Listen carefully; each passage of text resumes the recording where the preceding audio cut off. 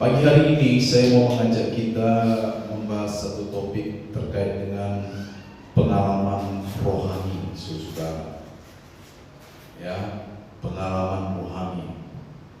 Nah, kenapa saya tertarik membahas topik ini? Ya, belakangan ini, ya, bahkan beberapa tahun sebelumnya kita sering mendengar orang-orang Kristen, ya, atau lebih tepatnya lebih banyak sih hamba-hamba Tuhan, ya, itu bercerita tentang pengalaman rohani mereka, seperti itu. Nah, pengalaman rohani ini uniknya adalah pengalaman-pengalaman rohani yang spektakuler, ya, spektakuler. Dan biasanya menjadi menarik karena jarang ditemui, saudara, pengalaman-pengalaman seperti ini. Dan kebanyakan atau bahkan hampir 100% tidak bisa dibuktikan, karena yang tahu hanya Tuhan dan Dia yang bercerita itu. Hanya Tuhan dan Dia yang bercerita itu. Jadi ini menjadi menarik karena rupanya tidak bisa dinafikan. Orang Kristen sekarang ini suka dengan yang begitu-begitu. Ya. Orang cerita tentang bagaimana mereka berjalan ke surga. Orang-orang Kristen ini banyak yang suka. Orang bercerita bagaimana mereka dibawa Tuhan ke neraka, ya. Jadi mereka menjadi tahu kondisi neraka seperti apa, kondisi surga seperti apa.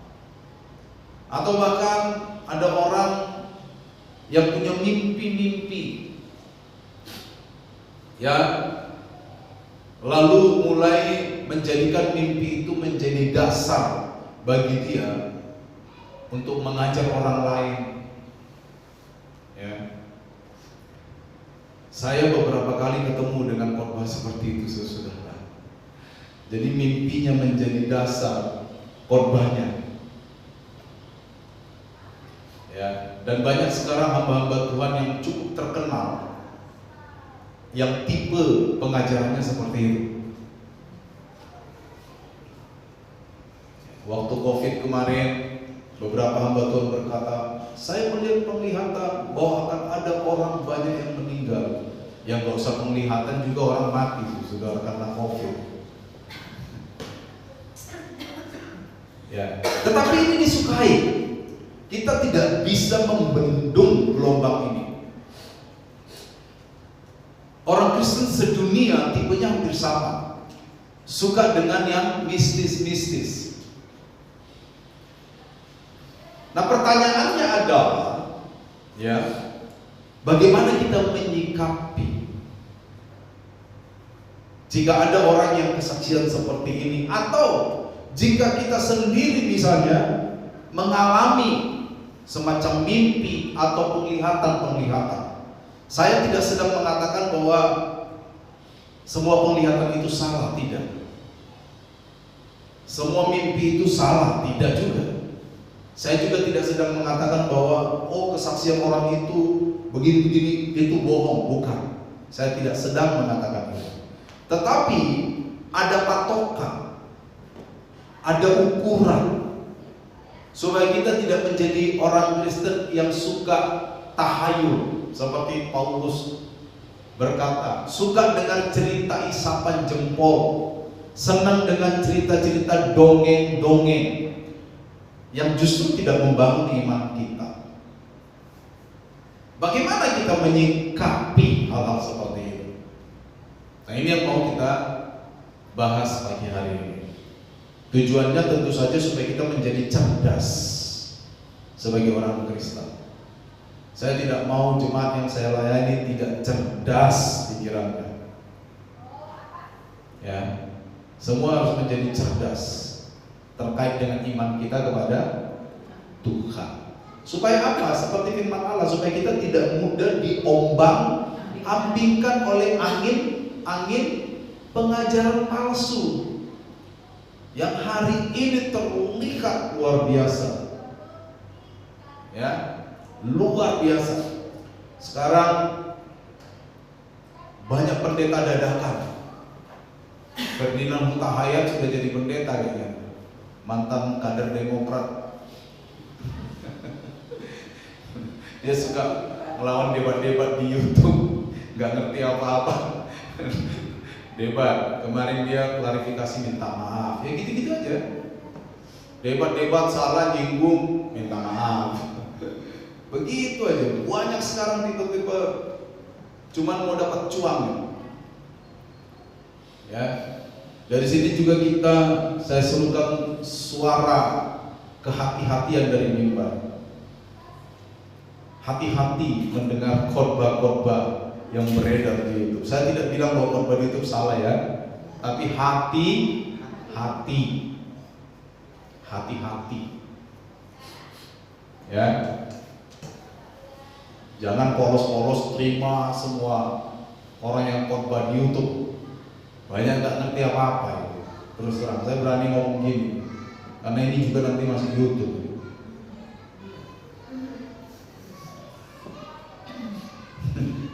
Nah, pertama-tama saya mau mengajak kita untuk memahami apa sih pengalaman rohani itu.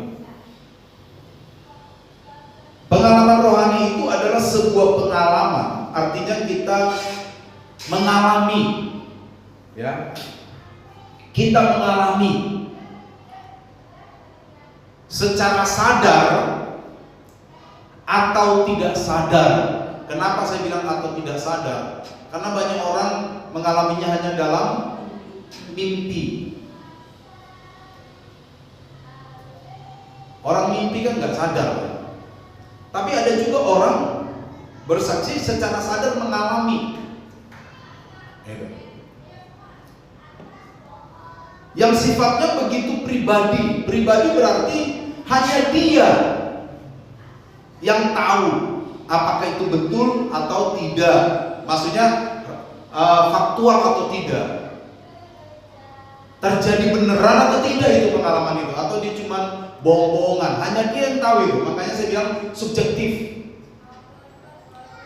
Misalnya saya cerita nih, tadi malam waktu saya tidur jam 11 kurang, tiba-tiba malaikat Tuhan datang. Dia bawa saya ke negeri Kanguru. Di sana saya lihat banyak gereja yang ditutup. Oh, saya bersedih. Benar atau tidaknya cerita saya secara fakta, ini fakta ya, itu siapa yang tahu? Ya hanya saya dan Tuhan. Sedekat apapun Om Yakub sama saya, dia nggak tahu itu. Siapa tahu Om Yakub tak kibulin aja misalnya. Iya kan? Sekarang di satu negeri di Bali lah tempatnya, ada gereja komunitas para malaikat, saudara-saudara. Jadi tiap hari mereka didatangi malaikat. Loh, serius? Wow, di dunia ini sekarang saudara-saudara luar biasa. Remaja, kemarin saya nonton videonya, anak remaja, teman-teman. Dia bersaksi. Dia bilang di ruangan ini pack of angel, penuh dengan malaikat. Ya kan? Wow, saya mendapat pesan dari malaikat. Wow, dia cerita pesan malaikat. Wow, pendetanya bilang ini adalah pesta para malaikat. Saudara nanti cari gereja di Bali, apa, The Angels Club, klub para malaikat, atau apalah kata kuncinya, pasti ada. Wow, siapa yang tahu itu benar atau tidak faktualnya? Ya hanya dia dan Tuhan. Saya tidak bilang loh bahwa itu palsu.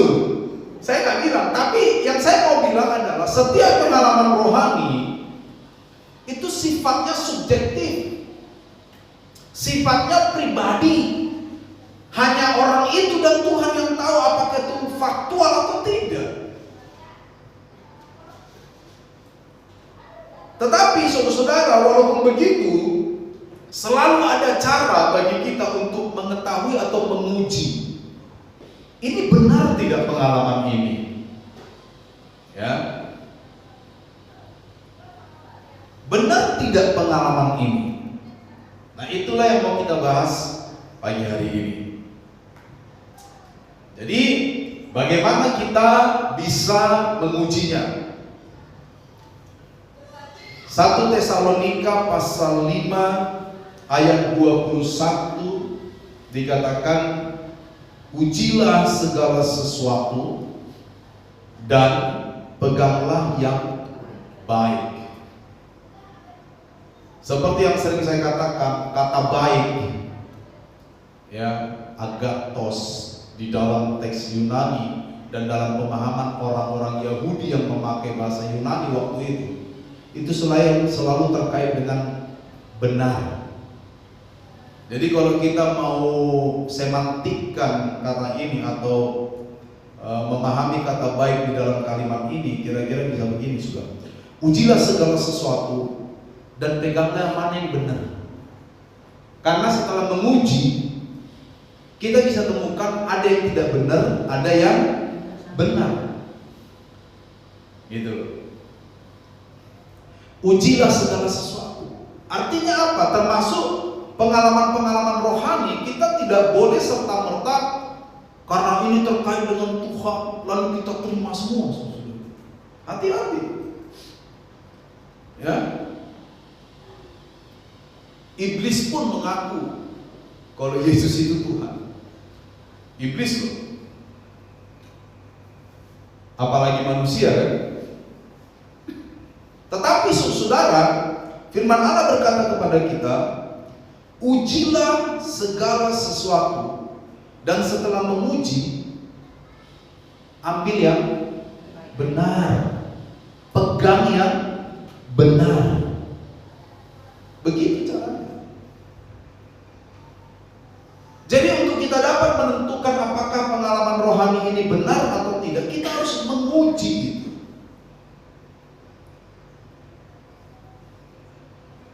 Sama dengan kita punya perhiasan emas. Sekarang itu kan emas ada yang asli kan? Apa sih sebutannya tuh? Premier atau apa ya? Enggak ya, emas aja gitu. Emas Joko. Hah? 24 karat, 18 karat itu tetap asli. Tetapi kan karatnya saya yang beda apa? Mungkin berdasarkan kualitas antam. Tapi kalau orang pakai anting-anting, kuningnya persis emas, dari jarak 2 meter, ibu-ibu berdiri 4 orang, semuanya pakai anting, warnanya sama. Kita nggak tahu mana emas asli, mana emas palsu. Kan itu kan? Emas palsu. Nggak ada kan namanya palsu di sini kan? Betul nggak? Makanya sekarang dijual ada yang namanya imitasi, ya kan? Imitasi itu artinya tiruan. Bagaimana kita bisa mengerti ini emas asli atau imitasi? Ya kita harus uji, betul nggak? Salah satu cara mengujinya misalnya kita ambil uang logam, kita gesek-gesek, luka nggak kuningnya kan gitu kan? Kalau luka kuningnya kelihatan putihnya, itu emas asli atau palsu? Palsu. Wah, kelihatan putihnya, lalu kita dengan bangga mengatakan, ini nih tampil nih. Begitu? Ya enggak dong. Karena setelah kita uji, kita tahu bahwa ini tidak asli. Makanya firman Tuhan ini benar. Ujilah segala sesuatu. Setelah Anda menguji, maka pegang yang benar. Yang dipegang apa?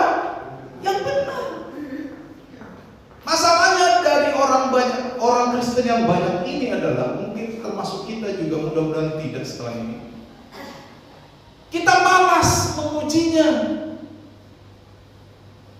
Yang penting seru kan gitu kan? Yang penting viral kan gitu. Sekarang apa-apa kan viral, saudara. Yang penting kuning. Yang penting menyala abangku, kan gitu kan? Seperti itulah bagaimana firman Tuhan menyuruh kita. Nah, pertanyaannya adalah bagaimana kita menguji pengalaman-pengalaman ini? Kita nggak ngalamin nih. Kita dengar orang cerita, tadi malam saya naik ke surga, paginya turun. Kan dulu ada itu. Itu bukan rahasia umum, itu bukan rahasia lagi, itu sudah fakta umum karena beliau sendiri yang ngomong. Iya kan? Beliau sekarang kesaksian. Beliau sudah gak ada di dunia, udah wafat. Tapi beliau sering bilang, bahwa Tuhan membawa dia ke surga, turun ke bumi, dan itu hampir tiap minggu, saudara-saudara. Wah, luar biasa orang itu ya. Punya hak privilege yang luar biasa ya. Bayangkan, sekali seminggu naik ke surga. Tapi saya tidak sedang bilang bahwa itu bohong loh ya, saya nggak bilang gitu ya. Tapi kita harus memuji. Ada lagi hamba Tuhan B cerita saya dibawa ke neraka ya. Tapi sakti dia, pulang-pulang gak ada yang kosong. Ya, dan itu tidak satu dua orang, banyak yang begitu. Dan jemaat ini suka. Bahkan tidak jarang akhirnya mengkultuskan hamba Tuhan itu. Jadi artinya apa? Apapun yang diomong hamba Tuhan itu tetap betul. Karena apa? Dikultuskan. Tahu kultus ya? Dari kata kult, bahasa Inggris itu artinya dimistiskan. Dimistiskan. Artinya tidak boleh salah ini hamba Tuhan. Kalau dia salah terus dikejar netizen, pembelanya banyak sekali saudara. Dan ini fakta.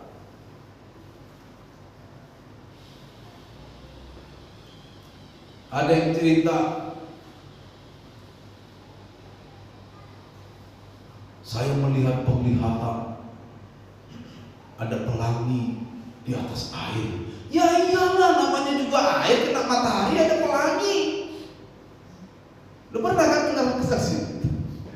Di gereja kita lagi tuh, parah betul itu. Bukan jemaat. Waktu itu ada yang datang.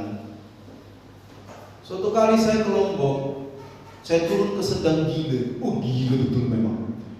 Itu 450 anak tangga, di bawah ada sungai dari air terjun. Pas siang betul banyak pelangi.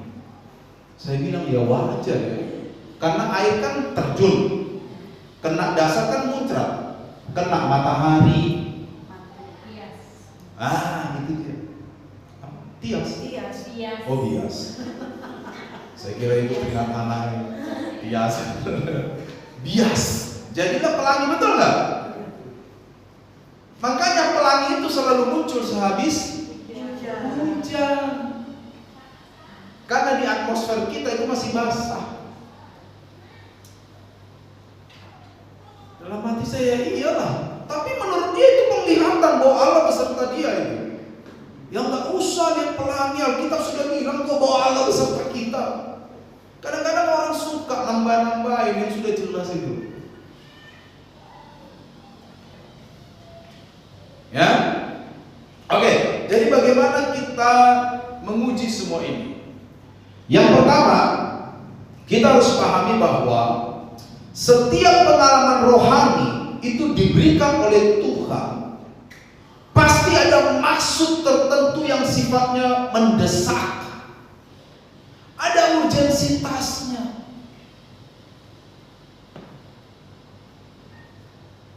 Pasti. Kalau saya mau ngajar saudara untuk tidak mencuri, apakah saya perlu mimpi sesuatu? Di sini kan sudah lengkap. Saudara, firman Tuhan dengan jelas berkata kita tidak boleh mencuri. Mencuri itu adalah tindakan yang merusak hubungan antar milik di antara sesama. Betul? Apa yang menjadi milik orang lain yang harusnya dinikmati kita curi, menjadi tidak dinikmati, itu merusak nilai kepemilikan. Jadi saya sudah pernah jelaskan mencuri saudara. Enggak perlu saya katakan tadi malam Tuhan datang pada saya saudara. Muncul huruf M. Lalu saya bertanya apa gerangan Tuhan. Lalu saya bergumul dan Tuhan memperingatkan awan gelap. Tiba-tiba huruf E muncul.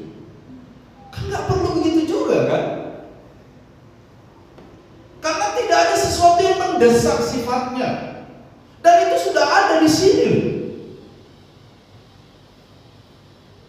Satu kali waktu orang kaya mati di Injil Lukas itu dan Lazarus, apa yang orang kaya itu bilang? Abraham, suruhlah sudah. Kalau memang Lazarus nggak boleh kasih saya minum sedikit-sedikit, suruh Lazarus turun ke bumi, beritahu saudara-saudaraku supaya bertobat, istilahnya zaman sekarang begitu loh bahasanya. Siapa tahu kalau ada orang dari orang mati datang, mereka bertobat. Abraham bilang apa? Pada mereka sudah ada kitab Taurat dan kitab para nabi. Udah ada, ngerti ya? Udah ada tanah pada mereka, Torah, Nedim, Ketubim, sudah ada kata Abraham, udah ada perjanjian lama itu udah ada. Harusnya dari situ mereka sudah bisa belajar dan bertobat. Abraham bilang sekalipun ada dari antara orang mati datang, ya kalau memang hatinya beban akan bertobat, betul nggak? Kisah itu begitu kan?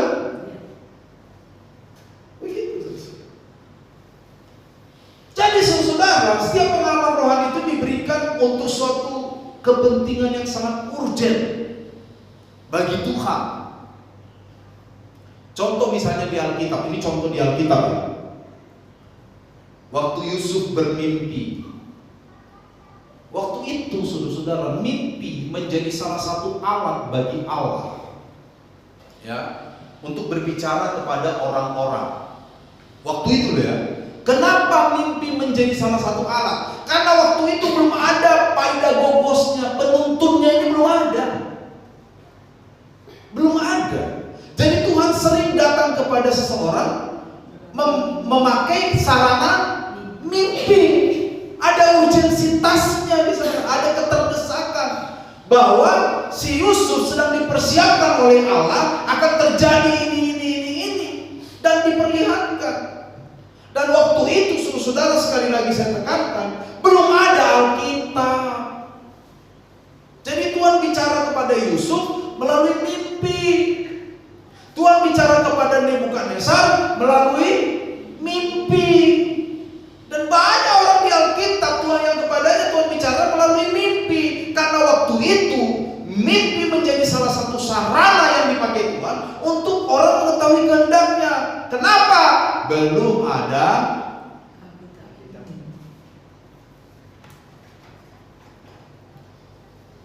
paham ya?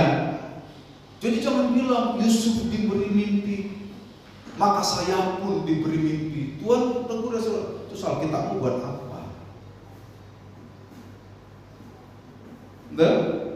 Terus Alkitabmu buat apa?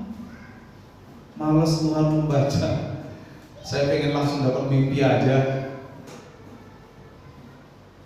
Hati-hati saudara, saya pernah bilang, memahami kitab suci itu ada tekniknya, ada caranya yang memang tidak semua orang bisa karena mereka tidak belajar di sana, itu aja. Makanya perlu pengajaran yang benar. Kan banyak orang gitu kan, mengutip perjanjian lama, Yusuf mimpi, maka saya pun bermimpi. Ya karena Yusuf waktu itu tidak punya Alkitab yang menjadi penuntun bagi dia. Dan yang kedua ada urgensitasnya, bahwa Yusuf sedang dipersiapkan oleh Tuhan untuk mengalami beberapa penderitaan sampai nanti dia menjadi penguasa di Mesir. Itu kan dipersiapkan. Saya tidak bilang bahwa hari ini tidak mungkin Tuhan memberi mimpi lagi. Bisa jadi apabila ada keterdesakannya, apabila ada urgensitasnya. Nah kalau orang dibawa ke neraka, urgensitasnya apa? Apa coba? Mau cerita bahwa neraka itu ada? Di Alkitab sudah ada itu. Apa urgensitasnya? Mau cerita kalau di sana ada setan tanduk 7, bahwa apinya panas, ya namanya api panas bro. Apa urgensitasnya? Enggak ada. Yang kedua misalnya, waktu Saulus bertobat, dia mengalami yang namanya penglihatan, betul nggak? Waktu dia lihat begitu, matanya buta, dia mendengar suara, Saulus, Saulus, sukar bagimu menendang kegala rangsa. Iya kan? Dia mengalami penglihatan, dia mendengar suara dari surga. Urgensitasnya apa? Ya karena dia bertobat harus dengan cara itu. Udah gak ada yang bisa ngajarin dia untuk mengenal Allah waktu itu. Dia sangat tekun dengan agama Yahudinya, dan dia menganiaya gereja Tuhan. Dia pergi ke Damsyik waktu itu, ke Syria itu, untuk menganiaya gereja Tuhan. Terpaksa Tuhan memberi dia pengalaman rohani. Dibikin matanya buta, tetapi telinganya gak tuli. Betul gak? Begitu matanya buta, untuk apa? Supaya dia berhenti tuh. Kalau buta kan gak mungkin lanjut tuh. Berhenti dulu. Setelah Saulus berhenti, baru telinganya dibuka Tuhan. Tuhan berkata, Saulus, Saulus, sukar bagimu menendang kegala rangsa. Artinya, apa yang kau lakukan sekarang itu enggak ada artinya, Saulus. Kau menganiaya umat Tuhan itu enggak ada artinya. Saya lebih berkuasa dari kamu. Itu artinya. Saya sudah pernah bahas makna kata itu. Ya, ada maksud, ada urgensi. Setelah itu Saulus ngapain? Setelah dia mendengar suara dari surga, dia dijemput seorang yang namanya Ananias. 3 hari dia di rumah Ananias, matanya sembuh. Dia dibaptis. Akhirnya Saulus mengalami pertobatan menjadi seorang hamba Tuhan yang sampai hari ini tulisan Paulus mengisi perjanjian baru lebih banyak dari rasul yang lain. Lalu waktu Paulus ke Makedonia, tadinya mereka nggak mau ke Makedonia, mereka mau ke tempat lain. Tapi karena ada keterdesakan, Tuhan ingin orang-orang di Makedonia bertobat. Maka dalam penglihatan Tuhan datang kepada Paulus dan mengarahkan mereka ke Makedonia. Ada urgensitasnya, ada keterdesakan. Ini terus terang, tapi ini pendapat pribadi saya ya. Kita boleh berbeda. Berbeda itu indah, katanya. Saya setiap kali mendengar orang kesaksian ke neraka, ke surga, saya selalu bertanya, lantas urgensitasnya ini apa? Tidak ada novumnya, artinya tidak ada sesuatu yang baru. Orang kalau nulis aja di artikel, kalau nggak ada novumnya, orang nggak mau baca, betul? Kalau nggak ada sesuatu yang baru kan, betul nggak? Cara membuat tempe, udah tahu. Kecuali ada yang baru, teknik terkini cara membuat tempe, dijampe-jampe. Itu orang baru baca, dijampe-jampe bisa jadi tempe. Baru baca karena ada novumnya, ada yang baru. Kalau di Medan bikin tempe dulu diinjek-injek, ini dijampe-jampe, berarti kan beda kan? Dibaca lah itu, tapi kalau sama saja boleh. Sama dengan pengalaman-pengalaman rohani itu. Saya dengar orang kesaksian di surga begini, bahkan ada yang ngawur lagi kan. Di surga ada rumah yang gedong, ada yang gubuk, ada yang di luar garis kota, border town, out of border gitu ya. Ada yang di dalam, ada macam-macam. Ada rumah yang tingkat 2 tuh siapa yang huni tuh? Dia jelaskan yang huni rumah tingkat 2 adalah ini. Yang rumahnya gubuk di surga tipe orang Kristen ini. Dan orang percaya itu. Ada lagu sekolah minggu dengan jelas berkata di surga nanti cuma pakai baju putih. Itu pun sebenarnya asumsi-asumsi itu pencipta lagu saja ya kan. Mosok iya wajib pakai baju putih di surga. Itu mungkin kenapa orang meninggal dikasih baju putih ya. Bagaimana kalau suatu hari nanti ada jemaat atau siapa meninggal kasih baju warna-warni? Seperti itu saudara. Apa urgensitasnya? Apa novumnya? Apa yang baru dari pengalaman itu? Enggak ada. Ya kan?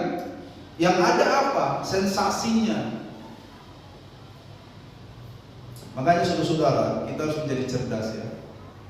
Kalau dalam khotbah-khotbah yang diceritakan tentang pengalaman mistis, jemaat pasti nggak ada yang ngobrol, pasti di semua. Iya kan? Benar nggak? Kemarin saya datang ke rumah salah satu jemaah.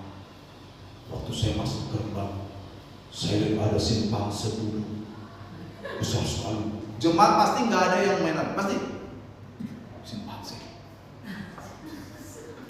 Coba kita baca Matius 5 ayat 13, saudara. Kamu adalah garam dunia. Tahu Pak?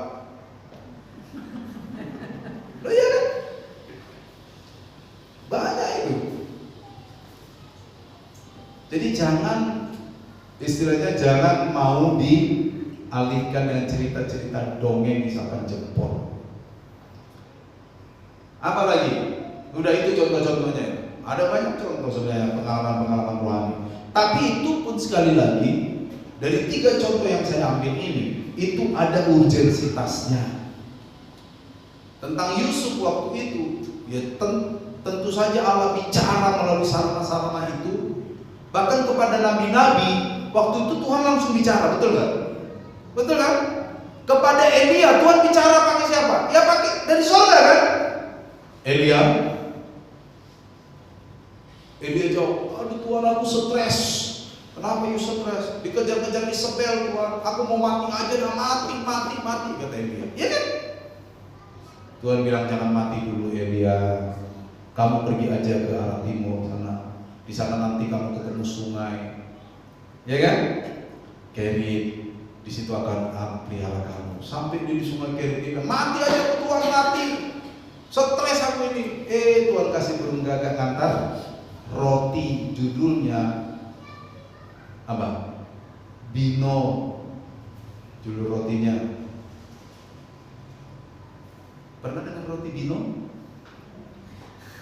Kalau I-nya ditaruh depan, O-nya taruh belakang.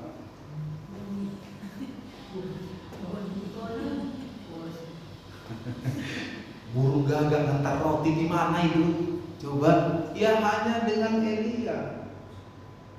Iya kan? Dan waktu itu Tuhan bicara dengan Elia. Elia mendengar suara. Musa juga kan gitu kan? Musa, naik kau ke gunung Sinai.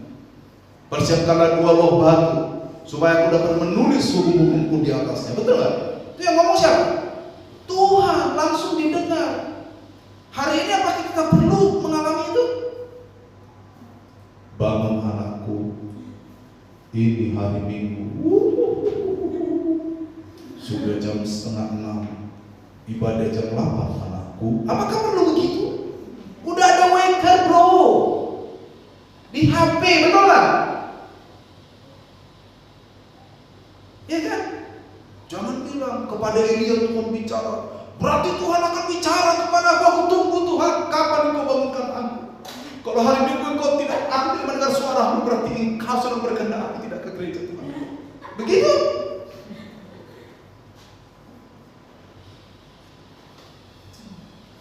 Luar biasa. Ya, oke. Kedua, bagaimana kita menguji pengalaman rohani ini? Kedua, setiap pengalaman rohani, bahkan pengajaran firman Allah, tidak boleh bertentangan dengan isi firman Tuhan. Nggak boleh. Ya, nggak boleh. Tuhan bicara kepadaku bahwa aku harus kawin dengan dia. Ini yang ngomong pendeta perempuan, yang ditunjuk WL-nya laki-laki, sama-sama sudah punya pasangan.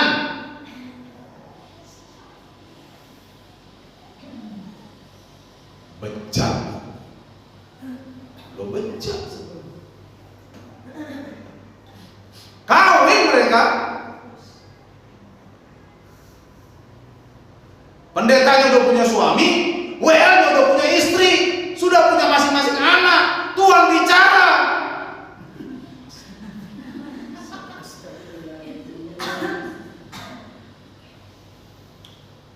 Jemaatnya menyokong. Tuhan bicara padaku, tahun ini jemaat tidak boleh ada yang kawin. Lu ada itu. Jemaatnya tunduk. Betapa hebatnya itu pendeta. Coba saya ngomong gitu, lari saudara.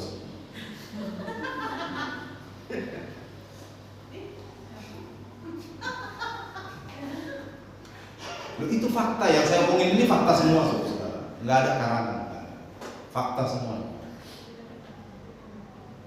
Iya kan? Fakta semua itu.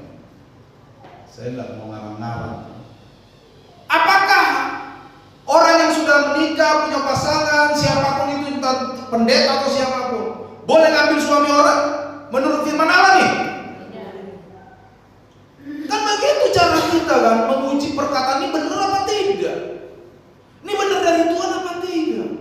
Masa iya Tuhan bicara tadi malam saya disuruh menikah sama WL itu?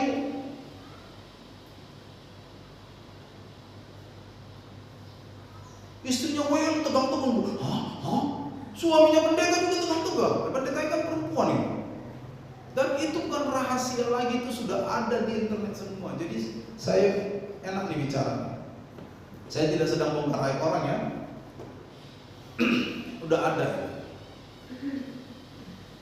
Sesuai nggak dengan firman Tuhan itu? Tuhan bicara sama saya harus gampar kamu 3 kali. Bagaimana itu? Sesuai dengan firman Allah? Jadi segala sesuatu yang tidak sesuai dengan firman Allah, biar malaikat yang datang, seperti yang di Bali itu banyak malaikatnya. Coba, nggak percaya? Buka Galatia 1 ayat 8 dan 9. Salah seorang boleh membaca Galatia 1 ayat 8 dan 9.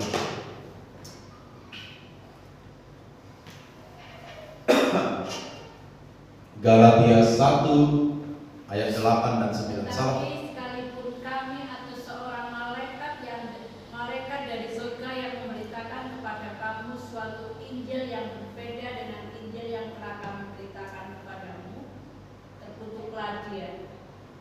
Iya. Seperti yang telah kami katakan dahulu, sekarang kukatakan sekali lagi, jikalau ada orang yang memberitakan kepadamu suatu Injil yang berbeda dengan apa yang telah kamu terima, tertutuklah dia. Sampai 2 kali kan, tertutuklah dia. Paulus ngomong, walaupun aku, kata Paulus, walaupun aku nih, atau Petrus, Yakobus, atau siapapun dari para rasul, atau mungkin nih ada malaikat datang dari surga lalu ngajarin kalian sesuatu yang berbeda dari Injil ini, terkutuklah dia. Sampai 2 kali. Malaikat loh. Gimana kalau suatu hari malaikat datang di zaman Paulus ya?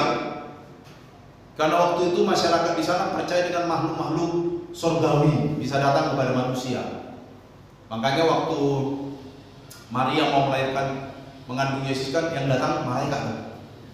Memang begitulah cara waktu itu. Jadi jangan berharap hari ini saudara didatangi malaikat lagi. Caranya udah beda. Kan saya sering bilang, kita memahami Alkitab itu harus hati-hati. Menyimpang sedikit, waktu Apolos dipindah oleh Roh Kudus dari satu tempat ke tempat lain. Apakah kita masih berharap seperti itu, Pak? Tiba-tiba saya berdoa, Tuhan, saya mau ke Bandung sebentar.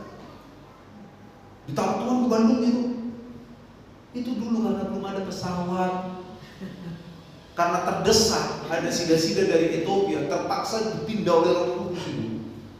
Karena kalau nggak dipindah nggak ketemu tuh sida-sida nggak akan bertobat. Nah sekarang kalau kita mau penginjilan ke Bandung, perlu kita ya Tuhan, langsung Bandung gitu, beli tiket bro.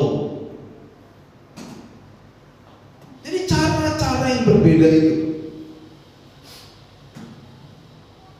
Kembali ke topik kita. Paulus mengatakan kepada jemaat di Galatia, kalau ada dari antara kami, saya, Petrus, siapapun ini, Andreas, semua di para rasul ngajar sesuatu yang beda dari apa yang sudah kami ajar sebelumnya, atau mungkin malaikat lah datang nih, malaikat ngajar sesuatu yang berbeda, terkutuklah dia. Artinya apa? Ya nggak perlu didengar. Tapi itu kan?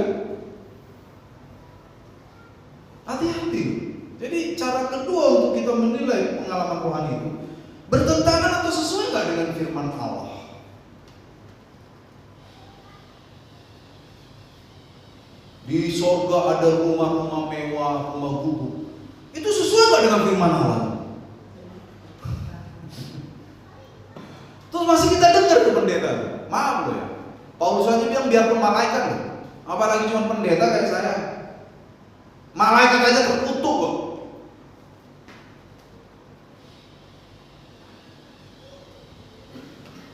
Ya. Jadi tegang kalian saudara nggak enak.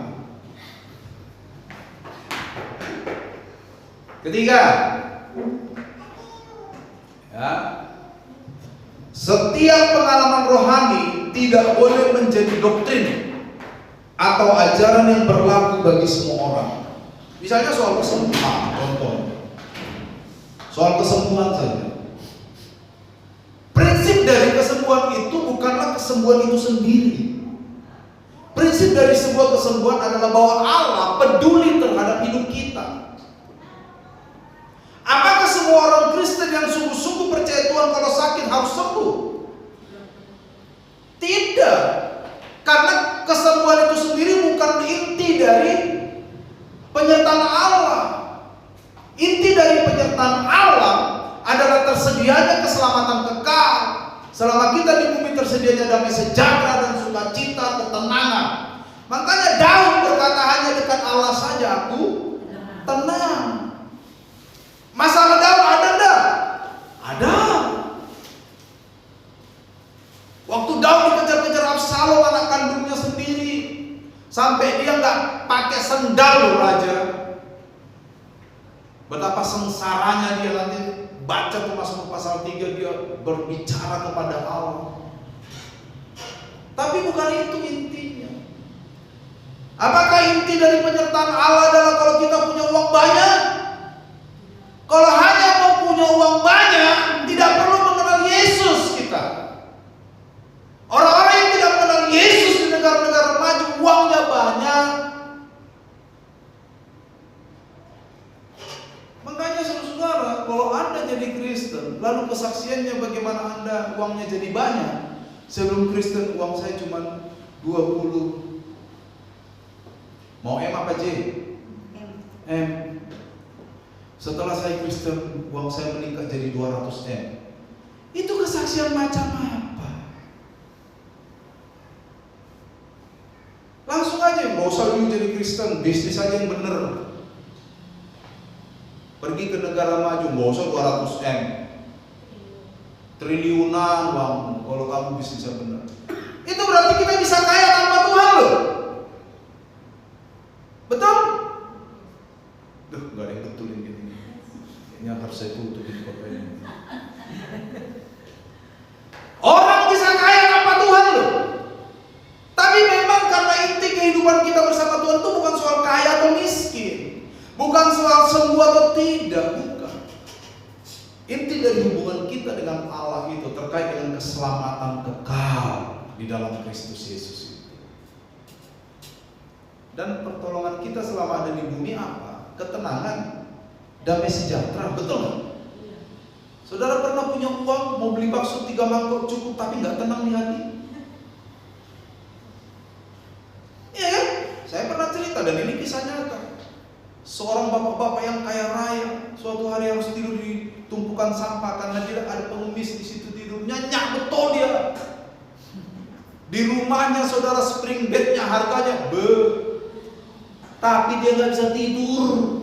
Dia berkendara malam itu menikmati angin, dia ngantuk-ngantuk pengen tidur nggak bisa tidur. Lewat TPA tempat pembuangan akhir banyak sampah, ada pengemis tidur ngorok 3 macam. Tahu ngorok 3 macam?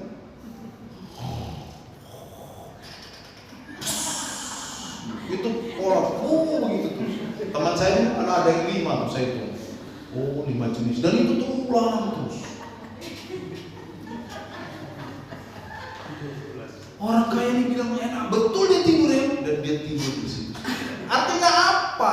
Ketenangan, damai sejahtera itu adalah pengendali hidup kita selama kita di bumi. Amin. Makanya Paulus bilang, aku berdoa supaya damai sejahtera Allah memerintah dalam hidupmu. Damai loh memerintah, bukan apa-apa. Memang semua kita pengen ada uang banyak, betul? Saya juga pengen. Bukan Anda saja yang pengen. Tapi itu bukan tujuan utama kita bertuhan. Tujuan utama kita bertuhan adalah terkait dengan damai, terkait dengan ketenangan, dan nanti di akhirat terkait dengan keselamatan. Itu tujuan kita bertuhan. Makanya ada orang bilang, oh, dia nggak kenal Yesus juga baik. Ya itu sifat yang Tuhan berikan kepada semua orang secara umum. Apa yang umum itu berlaku bagi semua orang. Orang-orang Jepang yang tidak mengenal Yesus pun banyak yang baik kok, betul?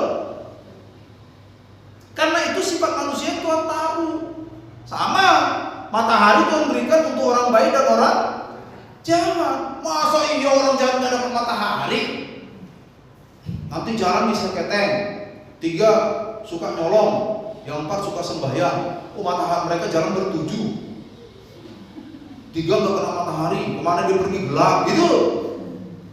Itu penyataan umum namanya. Allah menyatakan segala sesuatu untuk semua manusia, nggak peduli dia berdosa, nggak peduli dia jahat, nggak peduli apapun dia. Pokok dinyatakan pemeliharaan Allah itu buat semua manusia tuh. Matahari, bulan, bintang, hujan, udara. Masa iya oksigen pilih-pilih? Oh, ini mantan napi nih, gak usah bisa dihirup saya ini, menghindar ya. Mati dia. Betul kan? Sama. Tuhan, ketika kita orang Kristen bicara tentang hubungan dengan Tuhan, itu bicara tentang nanti di akhirat kekekalan, kehidupan yang kekal. Makanya di akhirat ada 2 yang kekal, kehidupan yang kekal dan kematian yang kekal. Kenapa dikatakan kematian dan kekal? Karena kematian di sini itu simbolis, tidak pada arti sepenuhnya. Dia akan disiksa, dia akan mengalami hukuman dan kekal. Kalau mati kan gak ada yang kekal loh, yang mati aja. Kehidupan kita juga kekal nanti di sana. Tapi selama kita belum sampai di sorga, pemeliharaan Tuhan itu dalam bentuk apa? Damai, ketenangan, betul? Makanya muncul tuh lagu-lagu soal berlimpah harta tapi nggak tenang. Ya hidup di sangkar emas lah. Sayangnya dangdut, nanti saya dikira pemuja dangdut lagi, jadi saya nggak mau nyanyi. Karena ada itu kan, dan sebagainya ya, saudara. Jadi seperti itu ya. Saudara perhatikan bahwa Allah bekerja dengan dan dalam cara yang kreatif. Allah bekerja tidak selalu sama kepada setiap orang. Allah bekerja mungkin caranya beda kepada saya dan kepada saudara. Mungkin beda, kepada saudara masing-masing pun beda. Kita tidak boleh sama-samakan. Makanya saya nggak setuju dengan orang yang bersaksi, kalau kamu mau diberkati Tuhan, kamu harus begini. Minimal kamu 2 puasa 3 kali seminggu pasti diberkati Tuhan. Omong kosong. Memang Tuhan itu apa? Teller. Kalau dipuji-puji terus, oh kamu luar biasa, muji-muji saya. Bagus pujianmu, tak kasih wes. Gitu? Enggak dong. Memang kita harus memuji Tuhan, tapi bukan untuk mendapatkan berkatnya. Kita memuji Tuhan sebagai hasil dari keselamatan yang kita sudah terima. Kalau kita memuji Tuhan untuk mendapatkan berkatnya, nah kita perlakukan Tuhan kayak apa? Kan sogok-sogokan itu. Puji aja nanti dikasih palanya orang. Ada kan istilah gitu kan? Masa Tuhan kita samakan dengan begitu? Kalau gitu gak usah memuji Tuhan, Pak. Bukan begitu logikanya. Kita tetap memuji Tuhan, menyembah Tuhan, bukan untuk mendapatkan berkat-berkat Tuhan. Kita memuji menyembah Tuhan dengan segenap hati kita, mengasihi Tuhan seperti Ulangan pasal 6 ayat 4 berkata, ayat 5, itu karena kita sudah menerima keselamatan itu.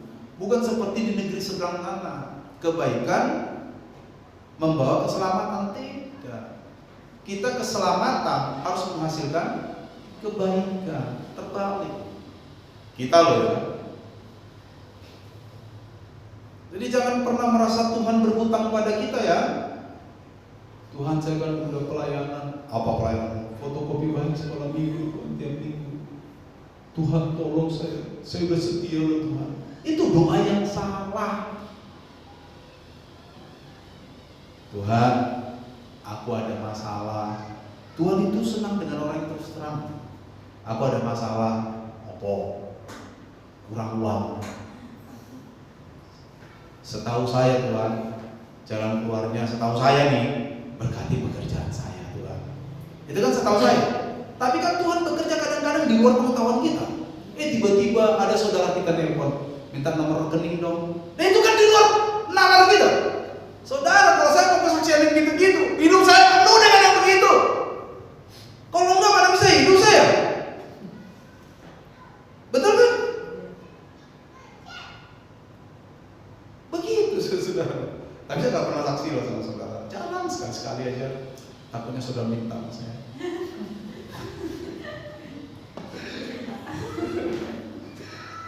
Betul, saudara. Begitu caranya.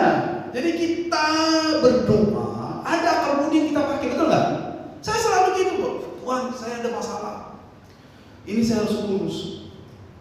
Dari pemahaman saya bilang, harusnya saya melakukan ini loh.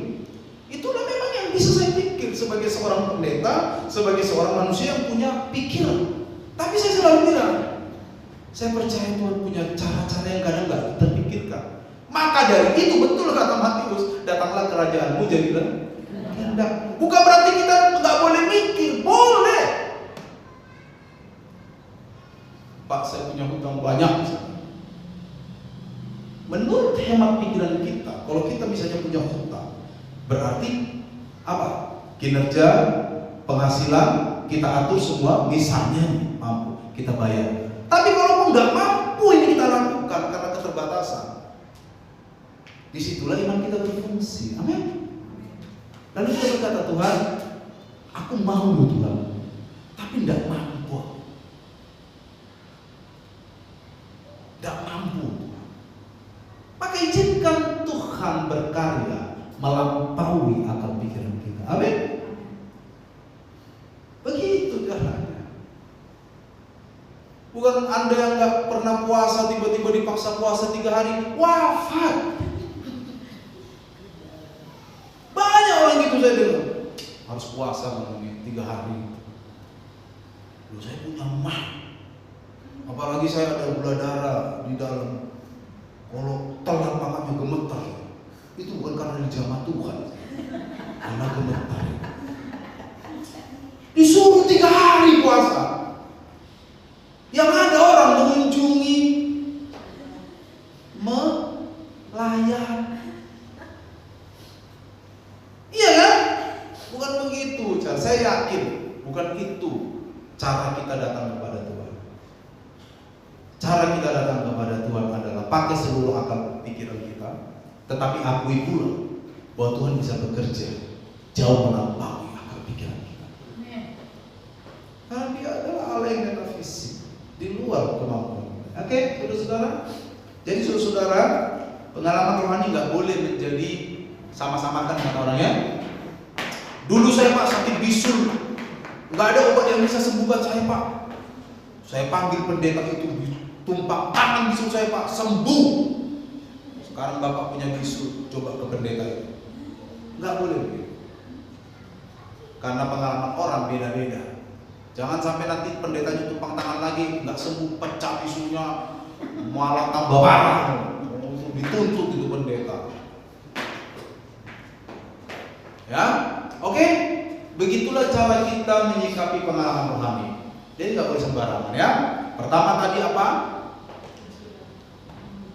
Pengalaman rohani diberikan Tuhan untuk suatu maksud tertentu yang mendesak. Yang kedua, pengalaman rohani tidak boleh bertentangan dengan firman Tuhan. Dan yang ketiga, pengalaman rohani tidak boleh menjadi patokan untuk berlaku bagi semua orang. Nggak boleh. Sangat suci. Tuhan memberkati kita semua.